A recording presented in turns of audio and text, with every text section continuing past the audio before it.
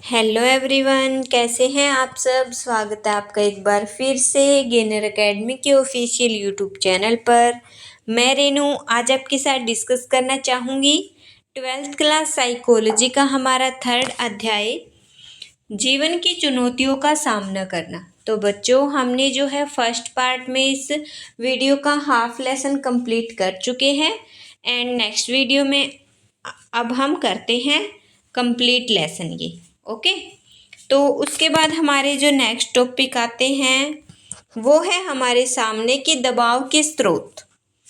तो जो हमारे मैंने आपको दबाव के बारे में बताया, तो जो ये दबाव है इसके स्रोत क्या क्या हो सकते हैं, कहाँ से दबाव जो है वो निकल कर आ रहा है वो हम देखेंगे अब। ओके, तो सबसे पहले हम बात कर लेते हैं, इसमें है आपका एक टॉपिक कि जीवन घटनाएं। अपने जीवन में जो अनेक प्रकार की घटनाएं घटित होती है कहीं ना कहीं दबाव का कारण बनती है, तो वो किस तरीके से होती है ये हम जानते हैं।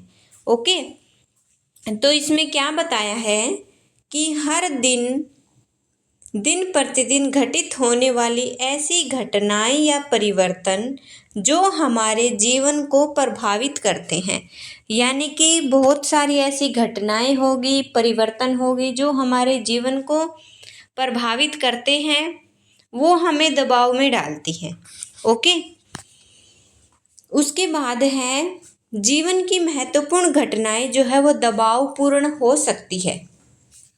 नेक्स्ट है हमारा क्योंकि वे हमारी दिनचर्या को बाधित करती हैं और उथल पुथल मचा देती है, यानी कि जितने भी प्रकार की जो ऐसी घटनाएं होती हैं जो हमें दबाव में डालती है, तो वो जो है हमारी दिनचर्या को तो बाधित करती ही है, साथ में हमारे जो है जीवन में उथल पुथल भी जो है वो मचा देती हैं। ओके, जैसे एग्जाम्पल के लिए हमें दिया हुआ है कि घर बदलकर नए घर में जाना।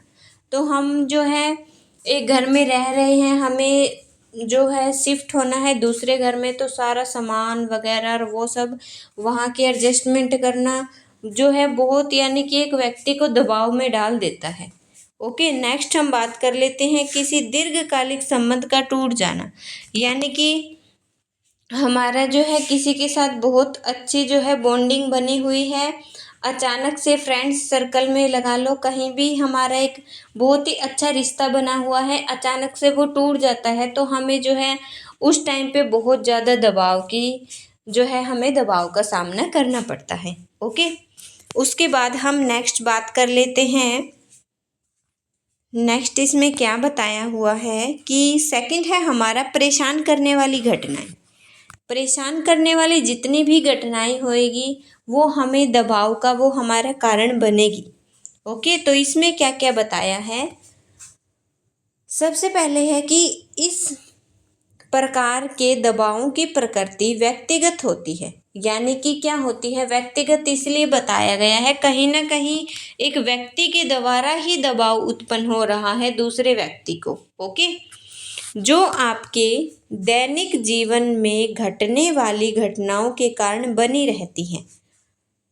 कोलाहलपूर्ण परिवेश हो गया, यानी कि हमारे आसपास का वातावरण जो है बिल्कुल भी शांत नहीं है, शोर शराबा हो रहा है बहुत ज़्यादा, तो हमें वो जो है वो चीज़ें हमें परेशान करती है, और परेशान कर रही है तो कहीं ना कहीं हमें जो है वो दबाव की परिस्थिति हमारे सामने आ रही है।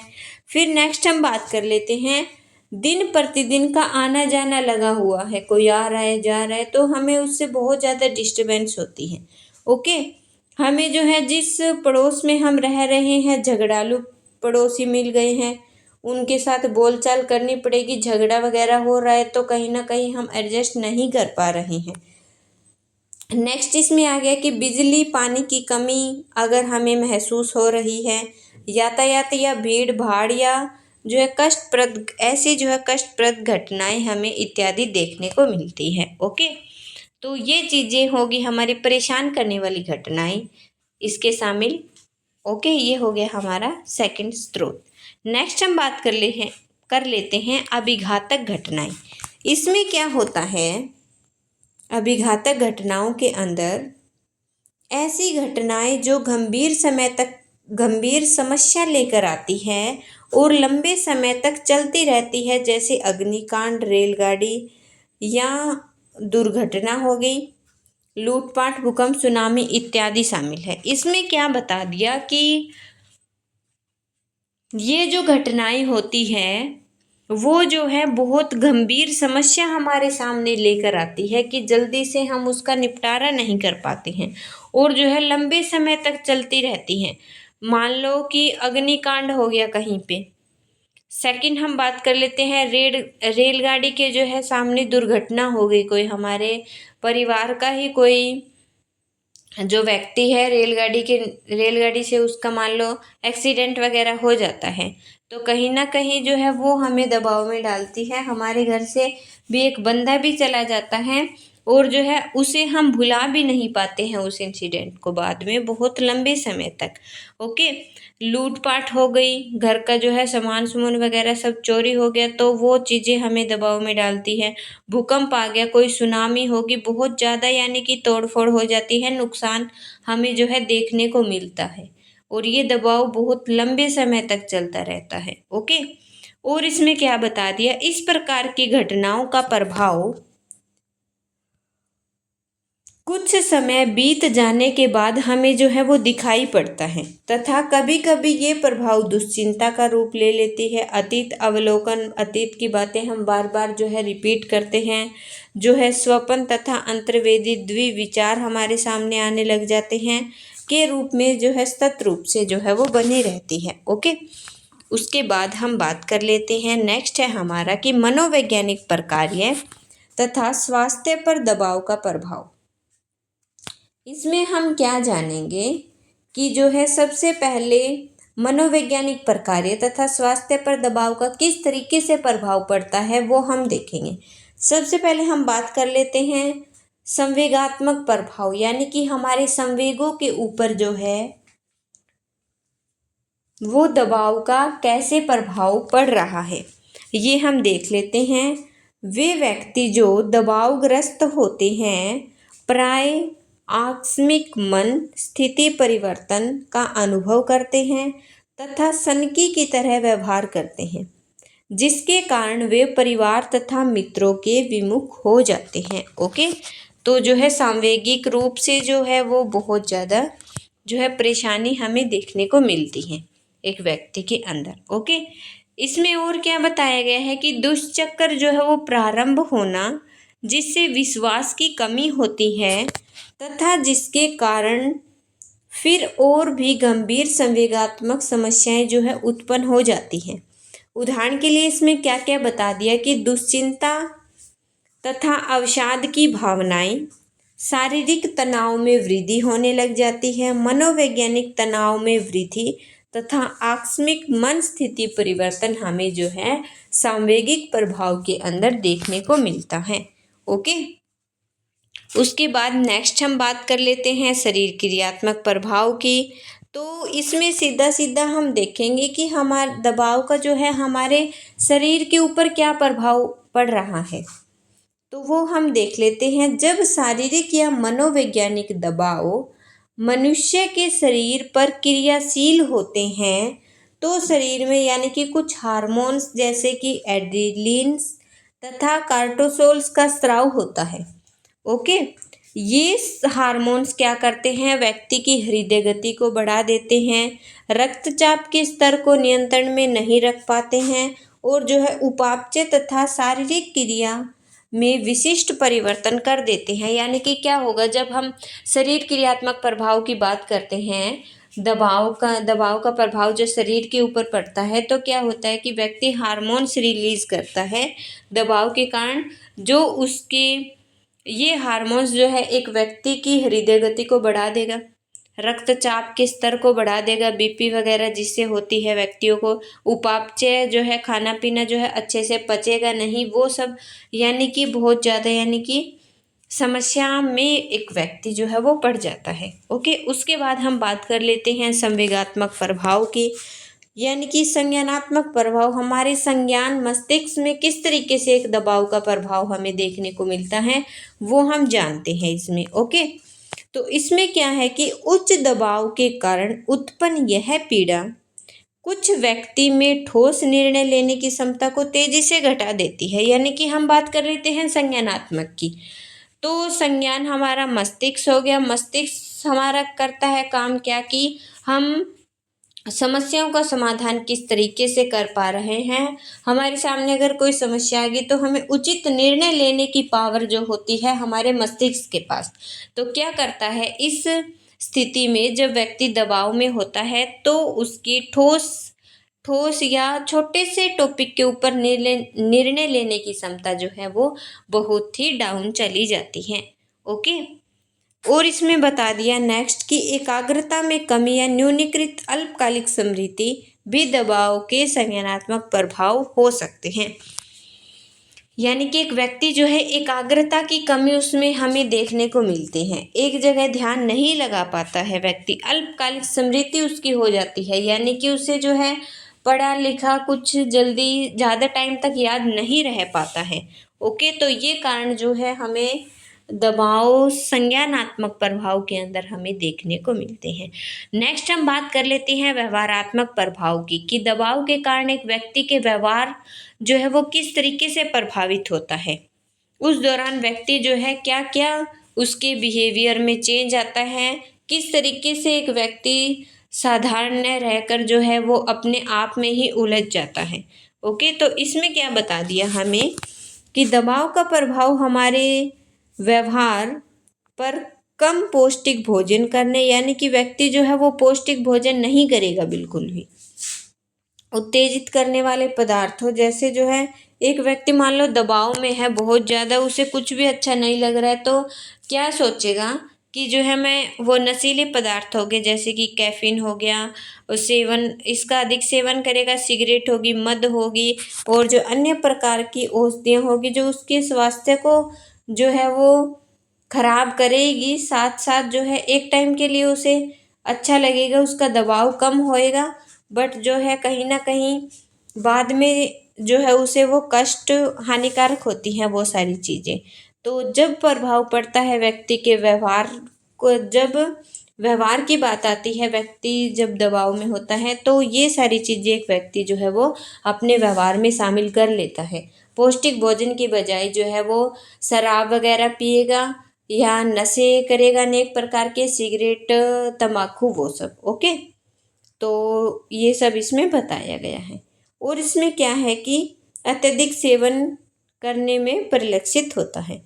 इससे क्या होगा, व्यक्ति को एकाग्रता में कठिनाई होएगी, समन्वय में कमी तथा घूर्णी या जो है चक्कर आना, कार्य निष्पादन में ह्रास आदि हमें देखने को मिलता है। ओके, उसके बाद हम नेक्स्ट बात कर लेते हैं दबाव तथा स्वास्थ्य की, यानी कि दबाव और स्वास्थ्य का क्या रोल बताया गया है। दबाव दीर्घकालिक हो तो वह व्यक्ति के शारीरिक स्वास्थ्य को प्रभावित करता है। यानी कि अगर बहुत लंबे टाइम तक अगर एक दबाव बना हुआ है तो वो व्यक्ति को प्रभावित करता है, उसके शारीरिक शरीर को। ओके, तो और इसमें क्या बता दिया कि तथा मनोवैज्ञानिक प्रकारों को दुर्बल कर देता है। यानी कि एक व्यक्ति जितने भी प्रकार के कार्य कर पा रहा है उनकी क्षमता को घटा देता है, जो है उसके कार्यों को जो है वो दुर्बल कर देता है। ओके, उसके बाद हम बात कर लेते हैं, इसमें एक टॉपिक आता है हमारा बर्नआउट। बर्नआउट एग्जाम में भी पूछा जाता है बहुत बार कि क्या होता है। मानसिक परिश्रांति अधिक तीव्र अवस्था इसे माना गया है। उत्तेजनशीलता, दुश्चिंता, असहायता तथा निराशा की भावना के रूप में इसे जो है वो प्रकट किया गया है।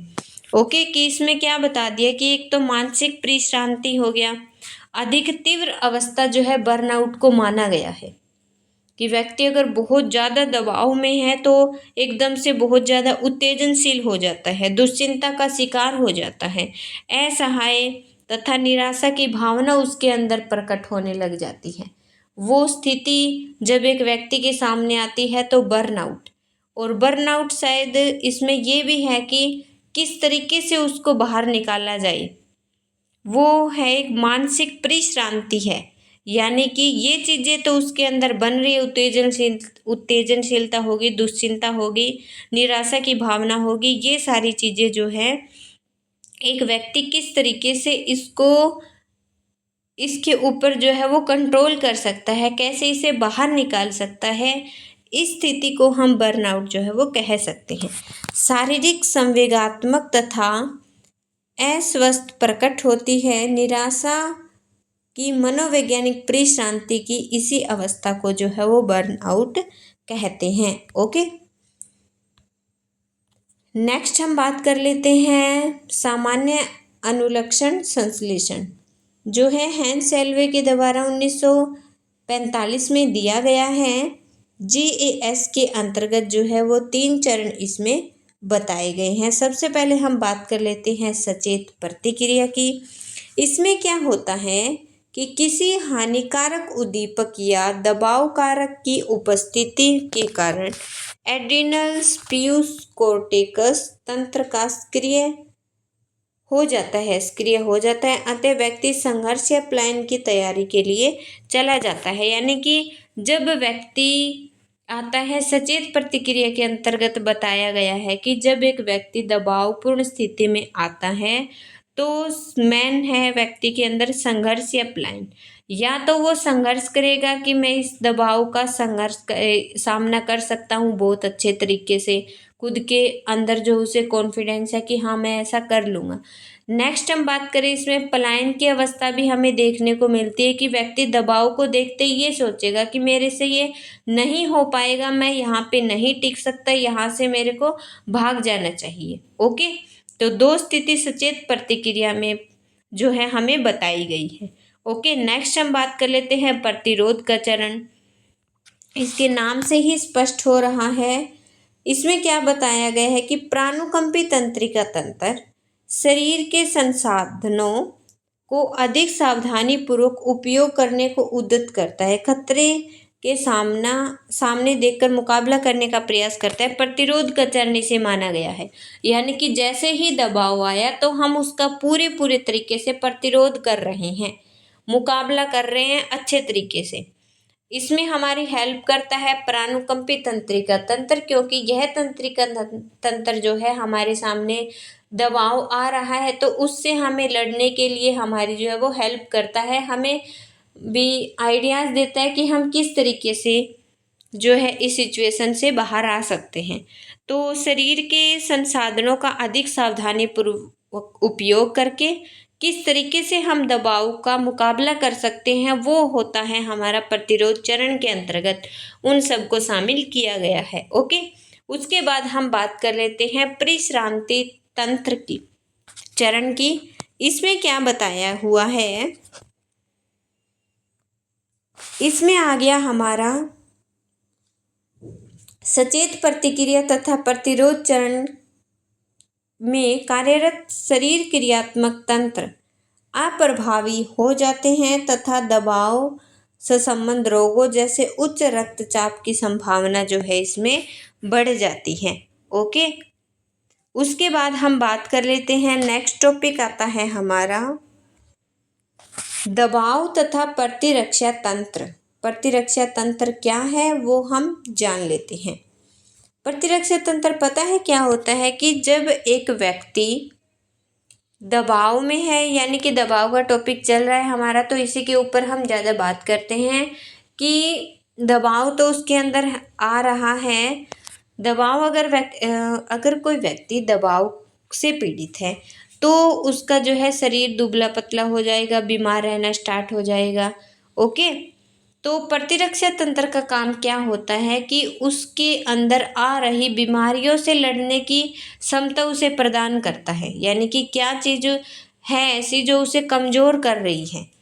प्रतिरक्षा तंत्र का काम होता है हमारा कि जो है हमारे शरीर के अंदर जो है वो रक्षा करता है, हमारे बाहरी हमले हो गए जैसे कि हमें उनसे बचाता है। ओके, तो इससे भी आपके जो है बहुत सारे क्वेश्चन कई बार हमें एग्ज़ाम में देखने को मिलते हैं कि तंत्रिका तंत्र प्रतिरक्षक तंत्र किस तरीके से दबाव का सामना करने के लिए हमारी हेल्प करता है। ओके, तो हम अच्छे से जानते हैं इस क्वेश्चन को। तो इसमें क्या बताया हुआ है, सबसे पहले है हमारा दबाव के कारण प्रतिरक्षा तंत्र की कार्य प्रणाली दुर्बल हो जाती है, क्योंकि दबाव आएगा तो व्यक्ति जो है वो अपने शरीर का अच्छे से ध्यान नहीं रख पाएगा, खाने पीने पर अच्छे से ध्यान नहीं देगा, जिससे उसकी जो है प्रतिरक्षा तंत्र जो है उसका वो भी जो है वो दुर्बल हो जाता है, जिसके कारण जो है बीमारियां भी अनेक प्रकार की जो है उत्पन्न होनी स्टार्ट हो जाती हैं। नेक्स्ट हम इसमें बात कर लेते हैं कि प्रतिरक्षा तंत्र शरीर के भीतर तथा बाहर होने वाले हमलों से शरीर की सुरक्षा करता है। ओके, मन तंत्रिका तंत्र प्रतिरक्षा विज्ञान मन, मस्तिष्क तथा प्रतिरक्षक तंत्र के बीच संबंधों पर ध्यान केंद्रित करता है।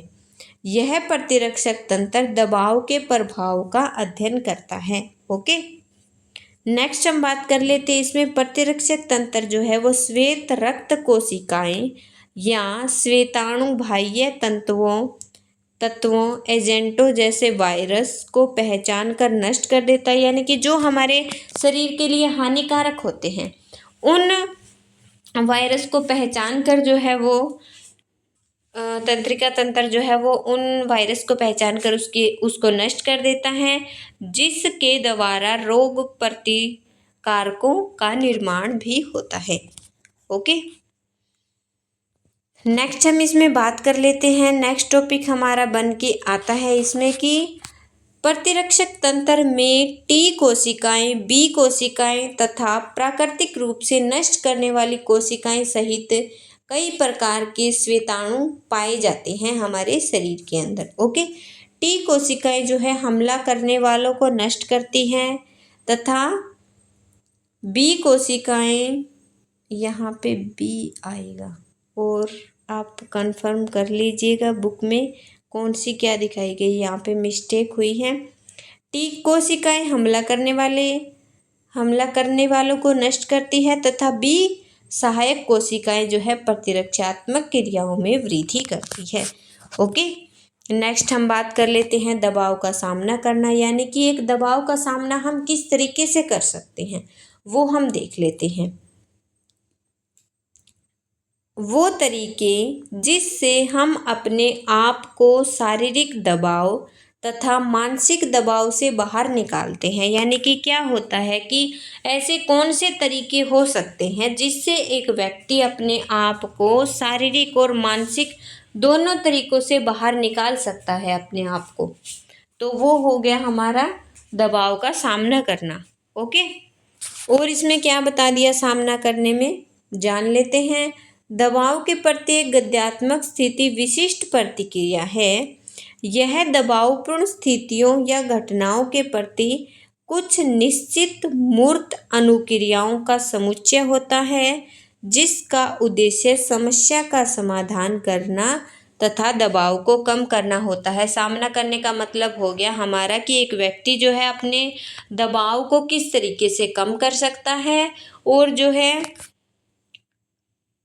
समस्याओं का समाधान किस तरीके से जो है समस्याओं का समाधान करके किस तरीके से दबाव को कम कर सकता है, वो आता है हमारा सामना करने के अंतर्गत। ओके, नेक्स्ट हम बात कर लेते हैं इसमें क्या बताया हुआ है। दबाव का प्रबंध करने के लिए हमारे लिए यह आवश्यक है कि हम अपने सोचने के तरीके का पुनः मूल्यांकन करें तथा दबाव का सामना करने की युक्तियों या कौशलों को सीखें, यानी कि अनेक प्रकार के कौशलों और युक्तियों को हम सीख सकते हैं जिससे हम जो है दबाव को कम कर पाएँ। ओके, नेक्स्ट हम बात कर लेते हैं एडलर तथा पार्क की। द्वारा वर्णित दबाव का सामना करने के लिए इन्होंने 3 मुख्य युक्तियां बताई हैं, जो कि आपके एग्जाम व्यू से इम्पोर्टेंट रहने वाली है। ये बहुत बार एग्जाम में पूछा जाता है कि ऐसी कौन सी 3 युक्तियां हैं जिसके द्वारा हम दबाव को कम कर सकते हैं। ओके, 3 या 5 नंबर में हमें ये क्वेश्चन देखने को मिलता है। ओके, उसके बाद हम सबसे पहले है हमारी युक्ति कृत अभिविन्यस्त युक्ति। इसके अंतर्गत क्या है कि दबावपूर्ण स्थिति के संबंध से होता है। इसमें होता है सूचनाएं एकत्रित करना, उसके प्रति क्या क्या वैकल्पिक क्रियाएं हो सकती है तथा उसके क्या संभावित परिणाम हो सकते हैं, वो इसके अंतर्गत आती है। यानी कि कृत अभिविन्यस्त युक्ति में हम ये देखेंगे कि एक व्यक्ति के सामने दबाव की स्थिति उत्पन्न हो रखी है, तो किस तरीके से वो सूचनाओं को इकट्ठा करें, उसके प्रति क्या क्या वैकल्पिक क्रियाएं हो सकती हैं कि हमें कम करनी है, वो दबाव को हमें कम करना है। तो सबसे पहले हम सूचनाओं को एकत्रित कर सकते हैं, भी इस तरीके से हम दबाव को कम कर सकते हैं। अच्छी अच्छी बातें सुनते हैं, बड़ों के सामने हम रख सकते हैं अपनी बात, भी ऐसे ऐसे मेरे साथ बना हुआ है, तो आप मेरे को कुछ सलाह दीजिए मैं क्या करूं। ओके, ऐसा कुछ हो सकता है। नेक्स्ट हम बात कर लेते हैं कि क्या कौन कौन सी क्रियाओं को हम अपना सकते हैं और जो है उन क्रियाओं के जो है क्या संभावित परिणाम हो सकते हैं कि हम इन क्रियाओं का यूज़ करके कि जो है इस निष्कर्ष पर पहुंच सकते हैं ताकि हमारा दबाव कम हो सके। ओके, नेक्स्ट हम बात कर लेते हैं संवेग अभिविन्यस्त युक्ति। इसके अंतर्गत क्या होता है, इसके अंतर्गत मन में आशा बनाए रखने के प्रयास तथा अपने संवेगों पर नियंत्रण सम्मिलित होते हैं। मन में हमने आशा बना रखी है कि हाँ, हम जो है दबाव को कम कर सकते हैं, और इसमें क्या है कि हम अपने संवेगों पर नियंत्रण इसमें जो है वो शामिल करते हैं कि हमें अपने संवेगों के ऊपर किस तरीके से कंट्रोल करें ताकि जो है दबाव कम हो सके। ओके, उसके बाद इसमें क्या बताया हुआ है, कुंठा तथा क्रोध की भावनाओं को अभिव्यक्त करना या फिर निर्णय करना की स्थिति को बदलने के लिए कुछ भी नहीं किया जा सकता है। ओके, उसके बाद हम नेक्स्ट टॉपिक की बात कर लेते हैं। नेक्स्ट है हमारा कि परिहार अभिविन्यस्त युक्ति। इसमें क्या होता है, इसके अंतर्गत स्थिति की गंभीरता को नकारना या कम समझना शामिल होता है। यानी कि एक व्यक्ति ये सोचेगा कि मेरे सामने जो दबाव आया है वो मेरे लिए कुछ मायने नहीं रखता है, उसकी गंभीरता को व्यक्ति नकारेगा या बिल्कुल कम समझेगा। प्रतिहार का जब वर्ड आता है तब भी कोशिश कर रहा है कि मैं इसको जो है वो सल्ट लूँगा इस दबाव को। ओके, इसमें दबावपूर्ण विचारों का सचेतन दमन तथा उसके स्थान पर आत्मरक्षी विचारों को अधिक महत्व दिया जाता है। यानी कि इसमें किस चीज़ को बढ़ावा दिया जाता है कि एक व्यक्ति सोच रहा है, दबावपूर्ण विचार बन रहे हैं उसके मन में बहुत ज़्यादा। ओके, तो व्यक्ति क्या करेगा, उन सब का सचेत दमन करके, उन चीज़ों को थोड़ा कम करके, दबा करके अपने अंदर की जो आत्मरक्षित विचार है कि मुझे जो वो खुद भी उसे कम कर सकते हैं दबाव को, ऐसे विचार व्यक्ति के खुद के,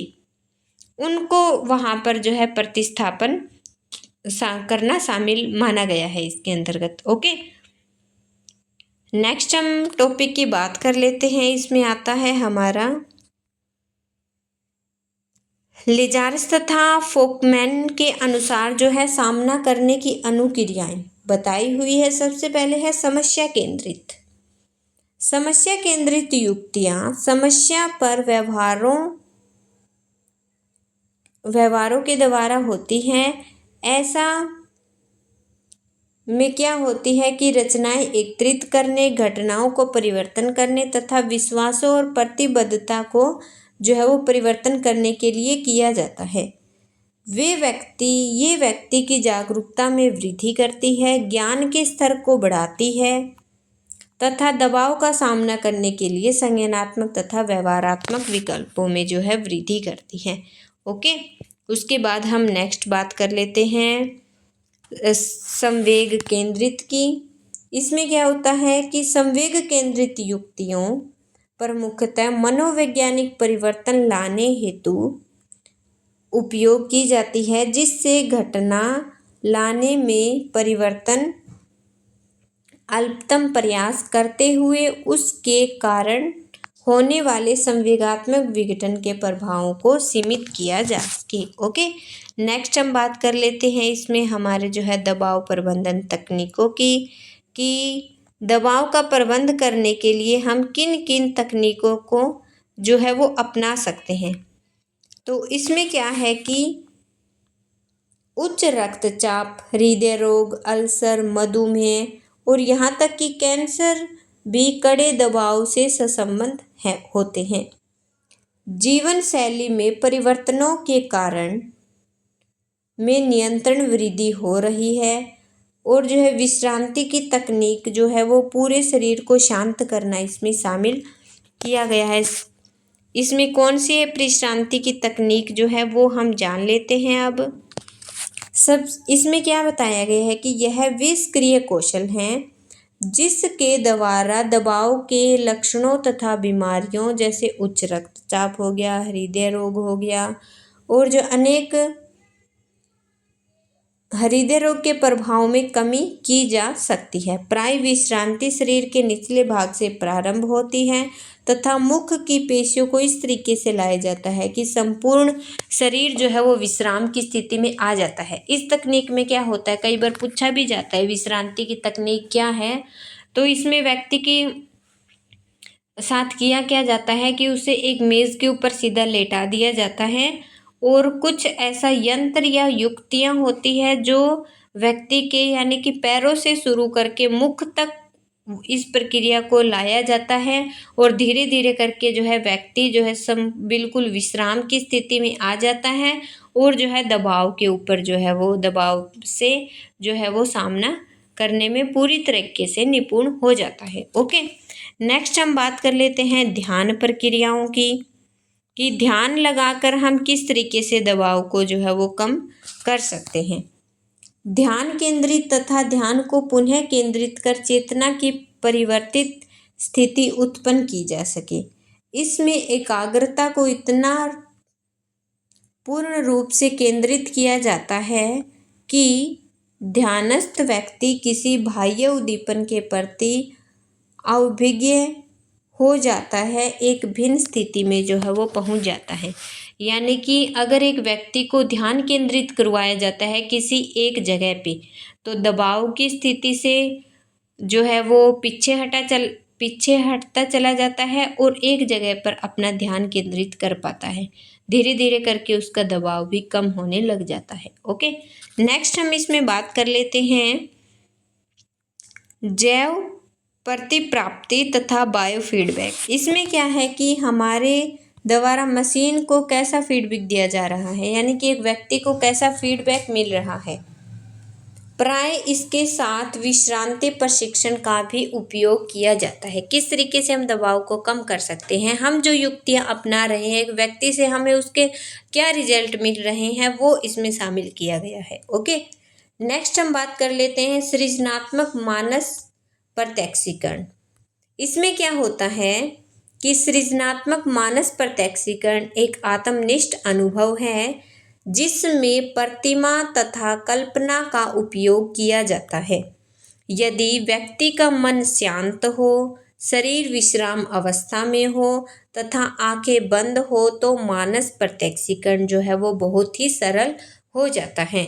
ओके, नेक्स्ट हम बात कर लेते हैं इसमें हमारे जो है वो संज्ञानात्मक व्यवहारात्मक तकनीकों की।